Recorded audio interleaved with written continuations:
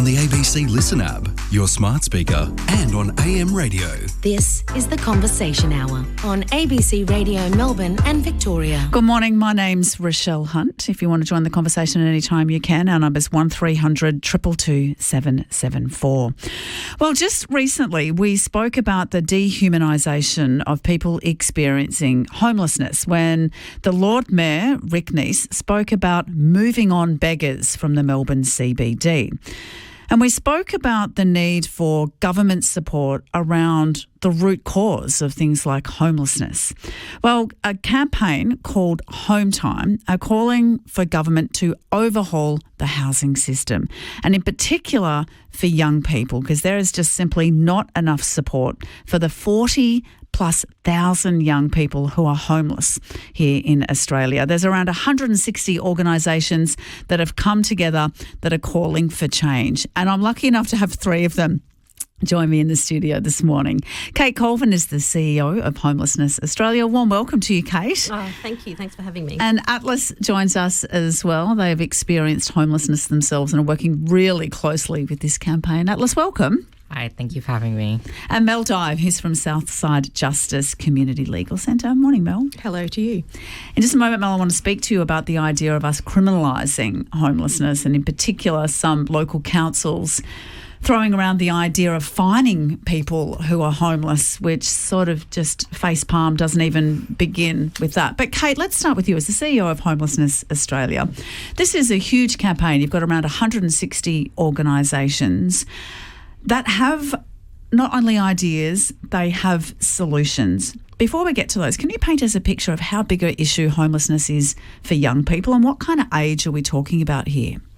So what we're talking about with the HomeTime campaign is young people who are 15 to 24. So that group often are exiting a family home because of violence or neglect in the home. So come into homelessness with a lot of trauma, a lot of support needs, and also, just incredibly vulnerable out on the street. So getting people into housing is really important, and we know that young people at that time in their lives are at a turning point. So we can either give them the support that they need, help them stick with education, take those first steps into employment, and with that right support, all the evidence shows young people move on to just have a good life and just an ordinary life.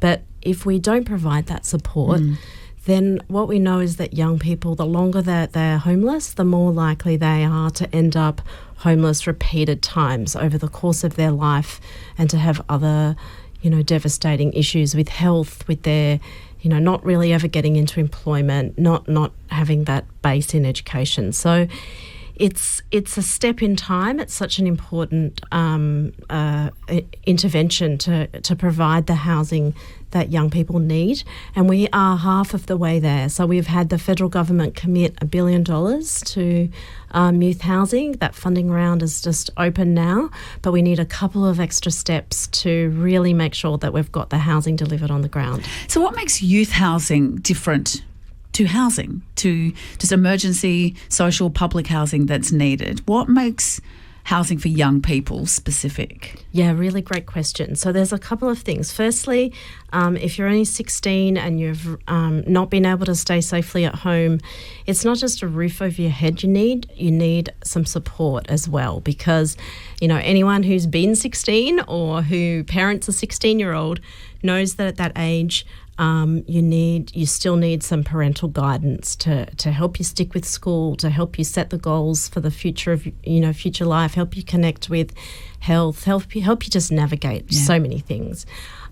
So it's partly about having that support, but it's also about having a safe environment for young people, because what we see in the youth homelessness system too often is young people go into an environment that's designed for adults, so maybe into a crisis accommodation or hotel alongside adults, and that is not a safe environment. Yeah, and often privately run and run for profit and not necessarily for the outcomes of the young person. You're listening to Kate Colvin, who's the CEO of Homelessness Australia. We're talking about a new campaign called HomeTime, where around 160 different organisations have launched a campaign calling for a housing policy reform to better support young people who are facing homelessness.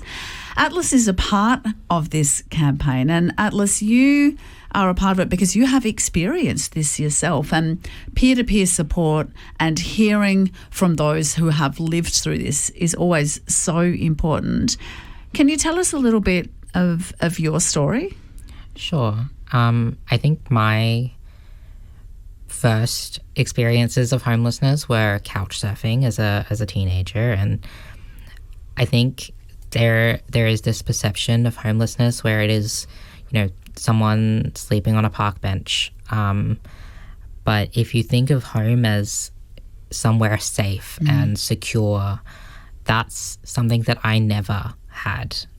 And, I went from couch surfing to street homelessness at 21, and there are no youth-based services that I could access there. There was no one to help me get onto Centrelink payments, and because there is no dedicated youth system, I was competing against adults who were on higher payments than me because I was getting youth allowance. So I couldn't compete for rent. Even when applying for social and community housing, I just wasn't being considered. I was told by my housing workers that I needed to apply for DSP or apply for NDIS to have any hope of being considered for a property. And I spent years in the homeless system, going from strangers' couches to crisis accommodation, sometimes spending a night in a place or 3 months, but never knowing where I was going to be in a week's time or in a day's time. That cycle that you get stuck in and not even knowing who to go to, how hard is it to be able to break out of that and to find those support networks? Because I guess this is what you're campaigning for. These are the connections that we need to make. It's exhausting. And the problem is the longer you're homeless, the harder it gets to access these services, because you're become more hidden, don't you? And you're tired and you get physically ill and mentally ill. You're not getting adequate nutrition. It's hard to access fresh water. It's hard to access shelter. So you become less physically able to look for services. And the services don't become more available the longer that you're homeless. So you just fall between the cracks. Yeah. And then because you're maybe getting substance abuse issues or mental health issues because of the experiences you're having, then maintaining housing becomes an issue. And that is just you responding to the trauma that you're experiencing, but you kind of end up in this cycle of homelessness, which there is no one addressing that right now except for the HomeTime campaign. So what changes would you like to see? What helped you, Atlas, and what would help others? Because I'm sure you would have witnessed people alongside you going through the exact same thing, and not everybody coming out the other side like you have. I got really lucky. I had a really incredible support worker who taught me a lot of the skills that I needed to survive and to maintain a tenancy once I got one. And that's something that a lot of my peers didn't have. And a lot of those people aren't here today to get access to housing because of suicide, because of malnutrition, because of weather. And that is just the reality when you're homeless, that some of your friends will die. This is a crisis. This is an epidemic, and kids are dying. Yeah. And we need a dedicated system. We need support, because someone needs to teach the next generation how to be people. Because right now we're just teaching ourselves. It shouldn't be based on luck either. And this is a whole of society issue. I know when there was discussions around bringing in more security guards as opposed to social workers and youth workers into the CBD, I spoke to Major Brendan Nottle, who I've been working alongside for, I reckon, 20 years, and I've watched him out there, him and his team on the front line forever. And when we talk about, the moving on clause or bringing in security guards to deal with so-called beggars, this was Brendan Nottle's response. But I think for us, our word of caution around this whole development, Rochelle, is we want to make sure that Melbourne and Victoria doesn't end up being a city or a state that introduces some form of apartheid where we're saying certain groups of people are not welcome in certain parts of the city or the state. That's not who we are as Melburnians. It's not who we are as Victorians. Mel Dye, as a part of Southside Justice, the community legal centre there, how we treat those who are experiencing homelessness, whether it's, let's just move them on. I know there was discussions in some councils of fining those who are homeless.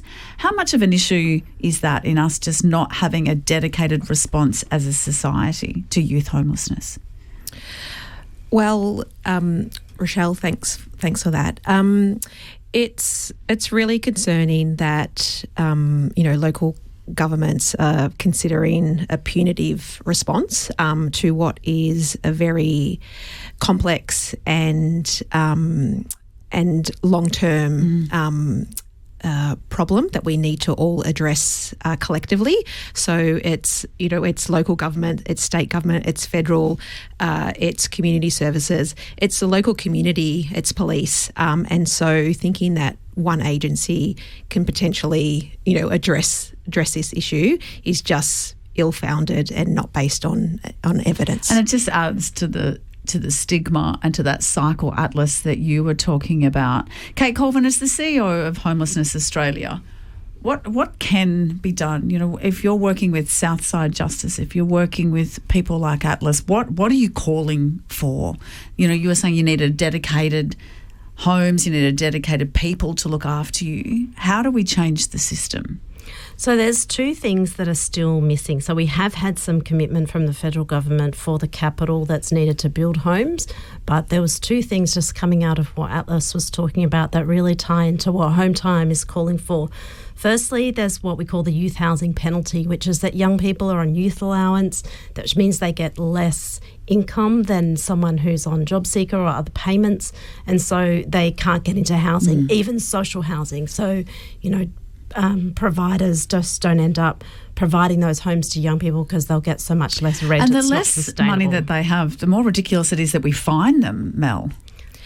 They don't have the money, let alone the home. No, and that's right. And also the system is also set up to protect people that have special circumstances, and homelessness is one of those. So our experience has been that 100% of the clients that we take on that have been issued with a fine, we get those waived. And it's disappointing because it reinforces the trauma that, that our clients are experiencing. And the cost to the system actually only, which is taxpayers. So in the end, it actually costs us all more, and doesn't actually address increasing community safety, which we're all, which we all want. We're moments away, Kate, from budgets, from elections, where everyone's scrambling, fighting for the spotlight to be put onto their cause. Where does youth homelessness sit? How confident are you that the HomeTime campaign will get some of the things they're asking for? Look, we've had really good engagement from MPs, so I do hope that we hear some good outcomes. And look, the other missing piece is really about that funding for support. So you could hear from Atlas how important that was to being able to build, a good life. And so we're hoping to see political parties make those commitments in the federal election, but we're also hoping to see the Victorian government step up and provide the support that young people need so that we can get those houses on the ground with the support with them as well. How's life now, Atlas? You've got secure housing now. I do. How much has it changed your life? It's everything. I am settled. I have a dog. I have a job that I love, but I still feel the effects of homelessness, even, after years in my accommodation. I have a go bag just in case everything dissolves overnight. And I think that's something that gets missed, is those long-term effects of spending your formative years homeless and kind of fending for yourself. And everything is unstable all the time, it really affects you, and those effects last a lifetime.